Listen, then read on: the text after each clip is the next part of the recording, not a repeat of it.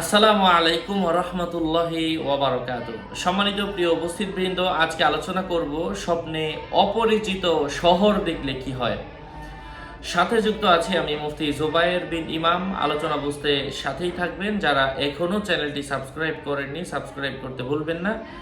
Verify চ্যানেলের description বক্সে click করলে আমার পেজ এবং আইডি আসবে। এটা ছাড়া আলাদা অন্য কোনো পেজ নেই, আইডি নেই, ইমো নেই, হোয়াটসঅ্যাপ নেই, টিকটক নেই।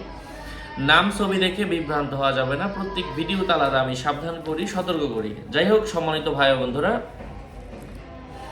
স্বপ্নে কোনো মানুষ যদি অপরিচিত শহর দেখে, এটার অর্থ হচ্ছে সে নিজে যদি অমুসলিম হয়ে থাকে, সে ইসলাম গ্রহণের সম্ভাবনা রয়েছে। ওই ব্যক্তি যদি গুনাহগার হয়ে থাকে, সে নিজে তওবা করবে এমন কিছুর সম্ভাবনা রয়েছে।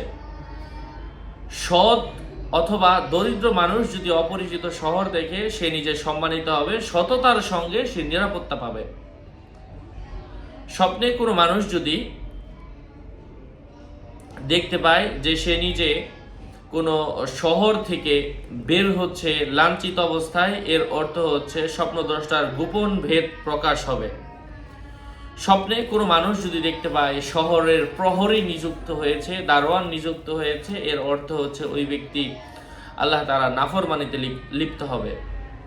স্বপ্নে এমন কোনো শহর যদি দেখে কেউ, যেই শহরের মধ্যে বিচারক নেই, শাসক নেই, বুঝতে হবে ওই এলাকার মধ্যে ফিতনা ফাসাদ বেড়ে যাবে, খাদ্যদ্রব্যের মূল্য বৃদ্ধি পাবে।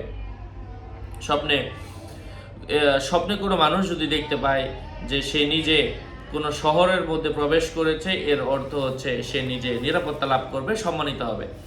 আশা করছি বুঝতে পেরেছেন। আরও আপডেট পেতে সাথেই থাকবেন। সকলের মঙ্গল কামনা করে এখানেই শেষ করছি। দেখা হবে অন্য কোনো এপিসোডে। আসসালামু আলাইকুম ওয়া রাহমাতুল্লাহি ওয়া বারাকাতুহু।